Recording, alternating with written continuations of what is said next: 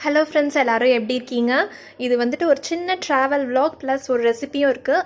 நாங்கள் எங்கே வந்திருக்கோம் அப்படின்னு பார்த்தீங்கன்னா, திருவண்ணாமலைக்கு தான் வந்திருக்கோம். சிவன் கோயிலுக்கு. அங்கே கோபுரம் தெரியுது பார்த்தீங்களா? சரி, ஓகே, இங்கே வந்தோன்னு தான் தோணுச்சு vlog பண்ணலாம் அப்படின்னு சொல்லிட்டு அப்படியே வாங்க.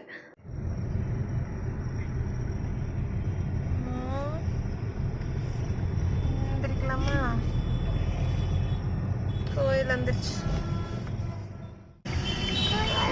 பாரு, கோபுரம் தெரியுது பாரு.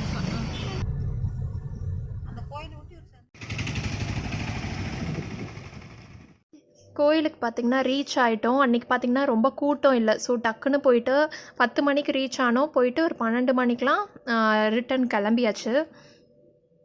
இந்த கோவிலும் பார்த்திங்கன்னா 4 கோபுரம் இருக்கும். மீனாட்சி அம்மன் கோயில் இருக்குல்ல, அதே மாதிரி தான். பட் 2 வழியில் தான் என்ட்ரன்ஸுன்னு நினைக்கிறேன். ஆக்சுவலாக உள்ளே சாமிக்கிட்ட போயிட்டுலாம் எடுக்கலை. எனக்கு முன்னாடி ஒருத்தவங்க நல்லா மாட்டினாங்க கேமராவில் எடுத்ததுக்கு. அதை டெலீட் பண்ணுங்கன்னு சொல்லிட்டு ஒரே சத்தமாக இருந்துச்சு, சத்தம் போட்டுட்டு இருந்தாங்க. நான் ஆக்சுவலாக உள்ளே போயிட்டு நல்ல வேலை எடுக்கலை. சாமி கும்பிட்டு நாங்கள் ரிட்டன் ஆகிறதுலேருந்து தான் நான் மறுபடியும் எடுத்தேன். இது பார்த்திங்கன்னா நந்தி உள்ளே போகிற கொஞ்சம் வரைக்கும் நான் எடுத்துகிட்டு இருந்தேன்.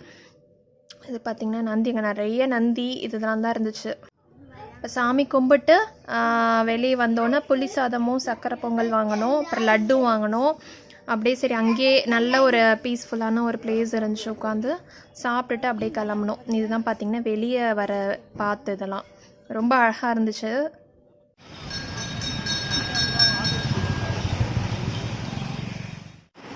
இங்கே சாப்பிட வந்திருக்கோம்.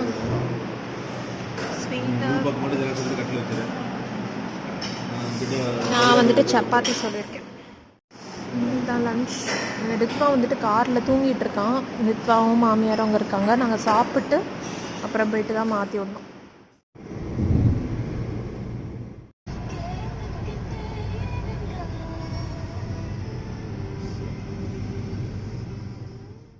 ஆக்சுவலாக வீட்டுக்கு வந்துட்டு ஒரு 4 மணிக்கெலாம் வந்துட்டோம். வந்துட்டு ஒரு 2 மணி நேரம் தூங்கியாச்சு. விடிய காலையில் ஒரு 4:30க்கெலாம் எழுந்திரிச்சோமா, செம்ம டயர்டு. அப்புறம் வந்துட்டு இங்கே மாமியார் வீட்டில் தான் இருந்தோம். இங்கே வந்து டிராக்டர் இருந்துச்சு. ரித்வாக்கு இந்த வண்டிலாம் தானே ரொம்ப பிடிக்கும். அதனால டிராக்டரில் உட்கார வச்சு சும்மா வீட்டுக்குள்ளேயே ரவுண்டு போனான். அவனுக்கு ரொம்ப இது எக்ஸைட்டடாக ஹாப்பியாக இருந்துச்சு. பார்த்திங்களா, நல்லா என்ஜாய் பண்ணுவான்.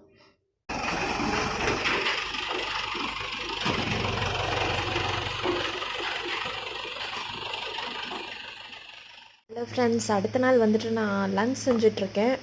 பார்த்திங்கன்னா சேனக்கிழங்கு வறுவல் மாதிரி செய்யலான்னு சரி அதில் வந்துட்டு காமிச்சதில்லைன்னு சொல்லிட்டு அதை ஷூட் பண்ணுறேன். என்னென்னா நல்லா தோல் அந்த மாதிரி சீவி எடுத்துக்கோங்க. முடிஞ்ச அளவுக்கு பெரிய நைஃபாக இருந்தால் ஈஸியாக பண்ணிடலாம். கையில் வந்துட்டு எண்ணெய் தடவிக்கோங்க. கொஞ்சம் வந்துட்டு இதை அரிக்கிற மாதிரி இருக்கும். இதை வந்துட்டு அப்படியே ஓரளவுக்கு சின்ன சின்ன பீசஸாக கட் பண்ணிக்கலாம். நான் கட் பண்ணிவிட்டு காமிக்கிறேன். இப்படி பார்த்திங்கன்னா ரேண்டமாக கட் பண்ணி வச்சுட்டேன். ஒரு கரெக்டான ஷேப் பண்ணலாம் இல்லை. இதை வந்துட்டு குக்கரில் வந்துட்டு ஒரு விசில் மட்டும் வச்சு எடுத்துக்க போகிறேன். இல்லாட்டி நீங்கள் குண்டானில் கூட வேக வைக்கலாம், உங்கள் இஷ்டம்தான். இது டக்குன்னு வெந்துடும். பார்த்திங்கன்னா கரெக்டாக வெந்துருச்சு. இதை வந்து ஸ்ட்ரெயின் பண்ணிக்கலாம். காலையில் இட்லிக்கு தக்காளி குழம்பு ரெடி ஆகிடுச்சு. இதோட ரெசிபி ஏற்கனவே போட்டிருக்கேன். சப்போஸ் தெரியாட்டி டிஸ்கிரிப்ஷனில் செக் பண்ணி பாருங்கள். இப்போ இதோட கொஞ்சமாக மஞ்சத்தூள், காரத்துக்கு ஏற்ற மாதிரி மிளகாத்தூள் போட்டுக்கோங்க. நான் ஒரு 1/2 ஸ்பூன் கிட்ட போடுறேன். உங்களுக்கு எவ்வளோ காரம் வேணுமோ அந்த அளவுக்கு போட்டுக்கோங்க. அப்புறம் உப்பு,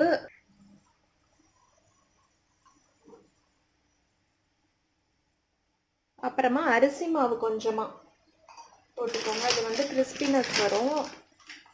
சும்மா ஒரு 1/2 ஸ்பூன் தான் போட்டிருப்பேன், அவ்வளோதான். இதெல்லாம் தான் அப்படியே மிக்ஸ் பண்ணிவிட்டு உங்களுக்கு இதை வந்து ஃப்ரீஸ் கூட பண்ணிக்கலாம்.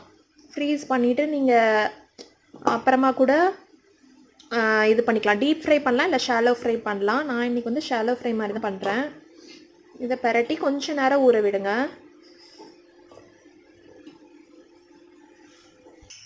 நான் வந்துட்டு இந்த மாதிரி பேன் எடுத்திருக்கேன். இதில் வந்துட்டு கொஞ்சம் ஆயில் ஊற்றிருக்கேன்.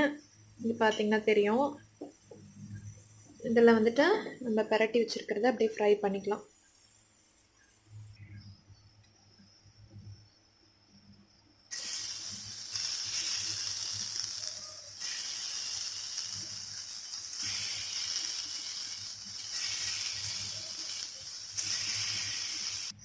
எல்லாத்தையும் போட்டாச்சு.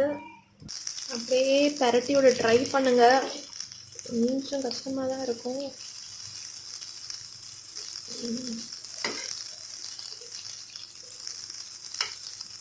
அப்படியே ஓரளவுக்கு எல்லாத்தையும் பரட்டி வச்சோம்னா அப்படியே ஓரளவுக்கு எல்லாம் ஃப்ரை ஆனோன்னு எடுத்துட வேண்டியது.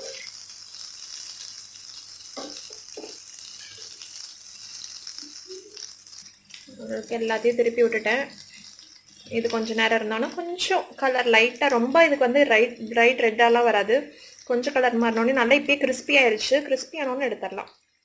நல்லா கிறிஸ்பியாக வந்துருச்சு சூப்பராக. இந்த டைமில் வந்துட்டு ஆஃப் பண்ணிடலாம்.